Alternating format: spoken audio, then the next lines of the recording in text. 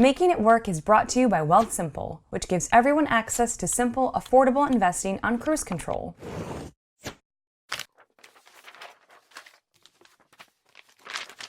I spent the first half of my 20s in a pretty familiar boat, low income and low expenses. Sure, my 3 college jobs didn't pay well, but I had 4 roommates and did my best to cook my meals or eat on campus. My first couple jobs after college also didn't pay extremely well, but I had a little bit saved up for my summer camp jobs. It didn't feel like a big, reckless thing to save almost nothing. My grad school years, which ended on my 26th birthday, were no different. I just had to keep my monthly income and my monthly spending pretty similar, and I could use my savings as a buffer. However, during this time, I wasn't saving toward a house or toward retirement or really toward anything. It wasn't until I faced getting married and combining finances that I figured out there were upcoming expenses, and a lot of them. When we started talking about our finances together, honestly, my fiancé and I realized that we needed to start preparing for the future. Fortunately for us, our incomes were about to go up, way up. He was just through his first 90 days at his first full-time job, and I had a promise of employment secured for after graduating from my master's program.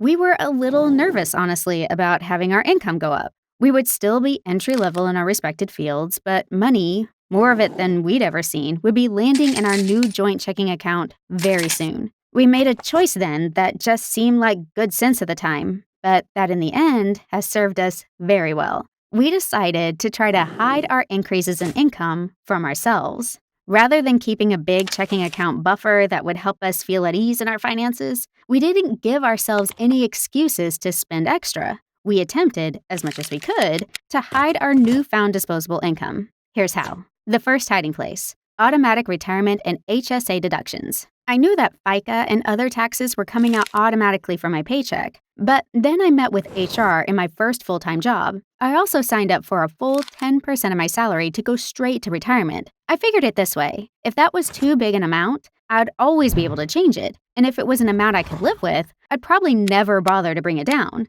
I'd never get used to having that 10%. This doesn't work for everyone, but it can be applied to things like debt payments. For instance, automate a payment that is a few percent more than the minimum and see how hard it is to live on the remainder. If it is too hard, definitely go back to the minimum. The point is to find a space where there isn't excess disposable income taunting you to spend, not to scrimp miserably.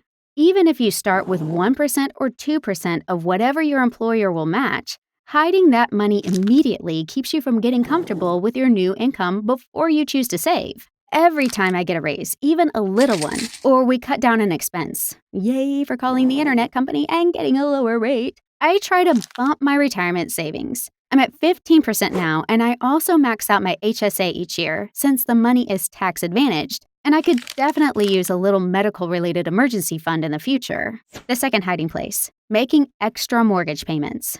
This path is definitely for the privileged folks who are living in an area where affording real estate is possible.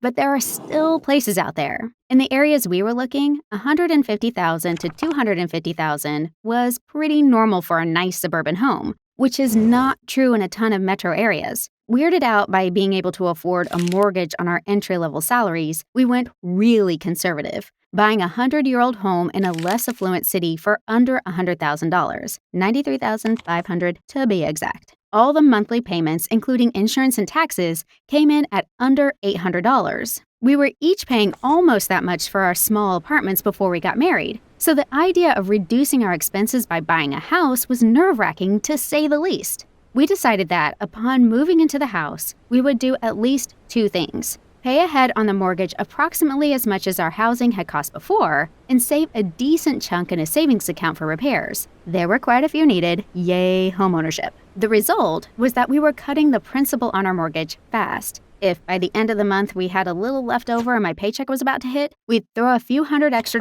at the mortgage too.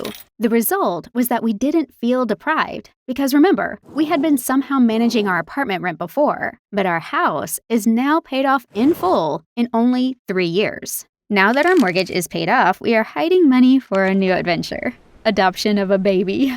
Immediately folding our past mortgage allocation into the Save for Baby account has been a really gratifying step forward in our savings journey.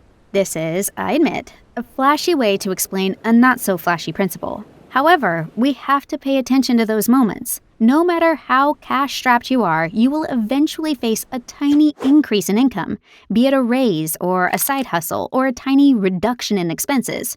In that moment, you can either grow comfortable with having more room in your budget, a totally fair choice after scrimping a lot, or you can try my hack and hide the money from yourself.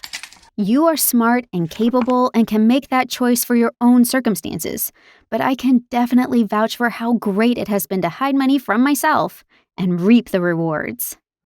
Whether you're looking to buy a home, take a dream vacation, or make any other major life decision, make the financial aspect as easy on yourself as possible. With a company like Wealthsimple, investing has never been simpler.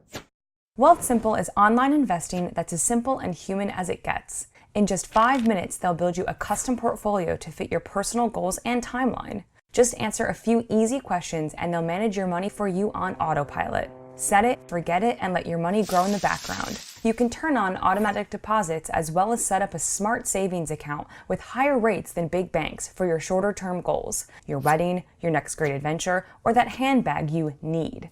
They also have a socially responsible portfolio that invests in green stocks and companies that support gender diversity. The fees are much lower than big banks, and TFD viewers will get their first $10,000 managed for free with no minimum deposit. Check them out at wealthsimple.com/TFD or use the link in our description. There are no account minimums, and it only takes a few minutes to start. No excuses.